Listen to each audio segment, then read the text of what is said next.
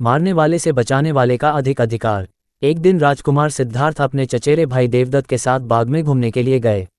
जहां सिद्धार्थ कोमल हृदय का बालक था, वहीं देवदत्त झगड़ालू व कठोर स्वभाव का था।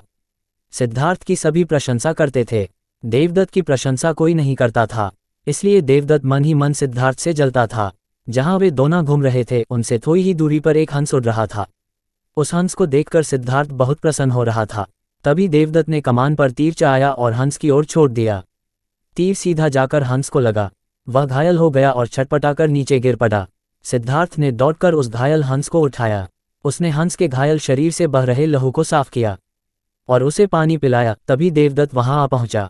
उसने क्रोध से सिद्धार्थ की ओर देखा और बोला, इस हंस को चुपचाप मुझे दे दो सिद्धार्थ, इसे मैंने तीर मारकर नीचे गिराया है। नहीं, सिद्धार्थ ने हंस की पीठ सहलाते हुए उत्तर दिया, मैं इस हंस को तुम्हें नहीं दे सकता।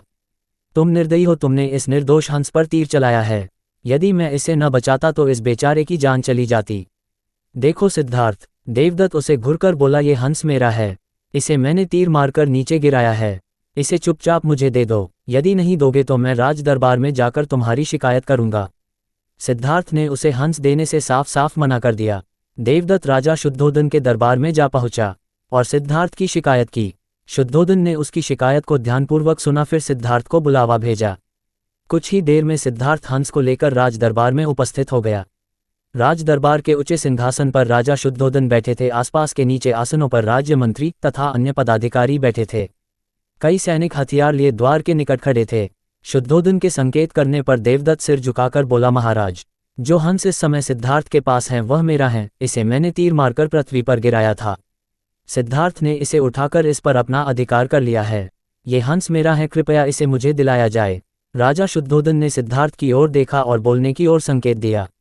सिद्धार्थ ने सिर झुकाकर शांत स्वर में कहा, महाराज, ये हंस निर्दोष है, ये बिना किसी को कोई कष्ट दिए उड़ा जा रहा था। देवदत्त ने इसे तीर मारकर घायल कर दिया। मैंने इसका उपचार किया है, इसके प्राण बचाए हैं। मैं समझता हूं कि प्राण लेने वाले से अधिक प्राण बचाने वाले का अधिकार होता है। मैं आपसे प्रार्थना करता हूं कि यह हंस मेरे पास ही रहने दिया जाए। मैं इसे बिल्कुल स्वस्थ करके आकाश में उड़ा देना चाहता हूं। शुद्धोधन ने अपने सभासदों से विचार विमर्श किया। वे सभी एक ही स्वर में बोले, महाराज, राजकुमार सिद्धार्थ का कहना बिल्कुल ठीक है।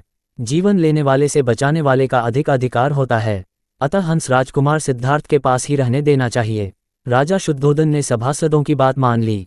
उन्होंने सिद्धार्थ से कहा, इस हंस पर तुम्हारा अधिकार है, तुम इसे ले जा सकते हो। यह सूचना सिर्फ मान्यताओं और जानकारियों पर आधारित है। यहाँ ये बताना जरूरी है कि यह मेरा वीडियो किसी भी तरह की मान्यता जानकारी की पुष्टि नहीं करता है। किसी भी जानकारी या मान्यता को अमल में लाने से पहले संबंधित विशेषज्ञ से सलाह लें। धन्यवाद।